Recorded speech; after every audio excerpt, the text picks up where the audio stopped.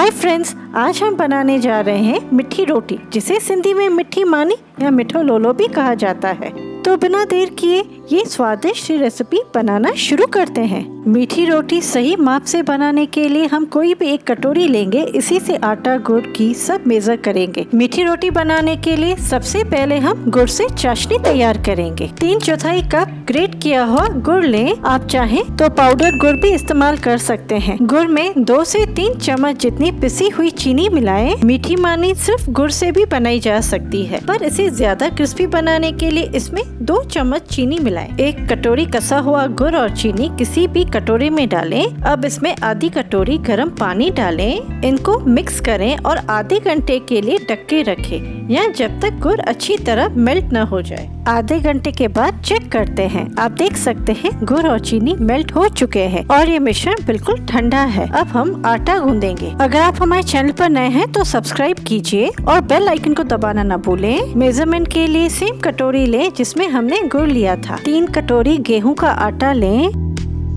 मोयन के लिए आधा कटोरी घी डालें। आप चाहे तो तेल भी यूज कर सकते हैं, पर घी से मीठी रोटी ज्यादा स्वादिष्ट बनेगी। घी को आटे में अच्छी तरह मिक्स करें। सिंधी कुजीन में मीठी रोटी, जिसे मिठो लोलो या फिर मिठी मानी भी कहा जाता है, इसे सावन महीने में ठंडी रोटी की तरह बना के खाया जाता है। आटा अच्छे से क्रम्बल हो रहा है और लड्डू भी बन रहे हैं, यानी मोयन एकदम सही है। अब हम गुड़ की चाशनी से सख्त आटा गूंदेंगे। उसके लिए चाशनी को छान कर डालें। चाशनी को छानकर डालने से जो थोड़े बहुत गुड़ के कण हैं वो भी सेपरेट हो जाएंगे। आप चाशनी को थोड़ा थोड़ा करके मिलाएं। मीठी रोटी का आटा हमें रोटी से सख्त गूंदना है, जैसे चूरमा या साटा मीठी मठरी के लिए बनाते हैं ना, बिल्कुल वैसे ही। मीठी रोटी बना के आप 10-15 दिन तक रख सकते हैं। अगर आपको चाशनी कम ज्यादा लगे तो आप और पानी ऐड कर सकते हैं। एक बात याद रखें, मीठी रोटी को खस्ता और क्रिस्पी बनाने के लिए आटा हमेशा गुड़ की ठंडी चाशनी से गूंदे, यानी वह थोड़ा बहुत भी गर्म ना हो। चाशनी हमेशा रूम टेम्परेचर पर आ जाए तब उसे इस्तेमाल करें। इससे मीठी मानी बहुत ही स्वादिष्ट और खस्ता बनके तैयार होगी। मीठी रोटी के लिए सख्त डो बनके तैयार है। आटे को 15-20 मिनट के लिए ढक के रखते हैं ताकि आटा और चाशनी अच्छे से बाइंड हो जाए। 20 मिनट के बाद आटे को फिर 2-3 मिनट के लिए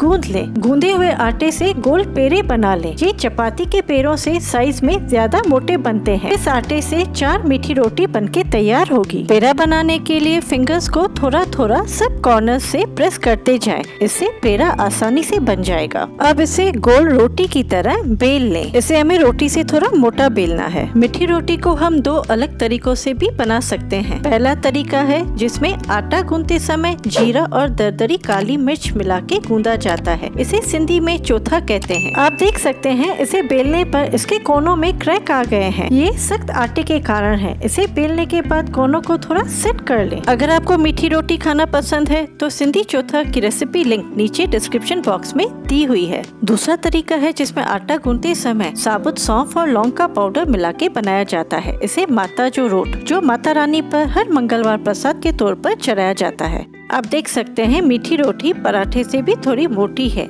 इसे अब तवे पर पकाएंगे। फ्लेम को बिल्कुल लो रखें। हमें मीठी रोटी बिल्कुल लो फ्लेम पर पकानी है, तभी वह अंदर से कुरकुरी बनेगी। कॉटन का साफ कपड़ा लें, उससे मीठी रोटी को सब जगह से थोड़ा प्रेस करें ताकि वह अंदर से भी अच्छी तरह पक जाए। आप चाहें तो इसे पराठा प्रेसर, जिसे सिकनी भी कहा जाता है, इस्तेमाल कर सकते हैं। आप देख सकते हैं मीठी रोटी दोनों तरफ से पक चुकी है। ज्यादातर मीठी रोटी को तवे पर ही घी लगाकर सेकते हैं, पर इस सिंधी मीठी मानी के लिए हम अलग से घी लगाएंगे। एक प्लेट लें, उसमें आधा कटोरी घी डालें। आप चाहें तो आधा घी और आधा तेल भी इस्तेमाल कर सकते हैं। मिठो लोलो को दोनों तरफ से अच्छी तरह डिप करें। डिप करने के बाद इसे घी से निकाल के दूसरी प्लेट में रखें। इसी तरीके से बाकी मीठी रोटी पका लें। इस आटे से 4 रोटी बनके तैयार होगी। मीठी रोटियां बटर, दही, अचार और पापड़ के साथ सर्व कर सकते हैं। इसे बना के ट्रैवलिंग में या फिर बच्चों को टिफिन बॉक्स में भी दे सकते हैं। बस एक बात याद रखें, इसे हमेशा लो फ्लेम पर पकाएं। आप देख सकते हैं मीठी रोटी कितनी बढ़िया बनी है, बाहर से क्रिस्पी और अंदर से नरम। इसे बच्चों से लेकर बड़ों तक सब खाना पसंद करेंगे। अगर आपको ये वीडियो पसंद आया हो तो लाइक कीजिए और कोई भी सुझाव हो तो कमेंट बॉक्स में लिखिए। आपके सुझाव हमारे लिए महत्वपूर्ण है। Thank you.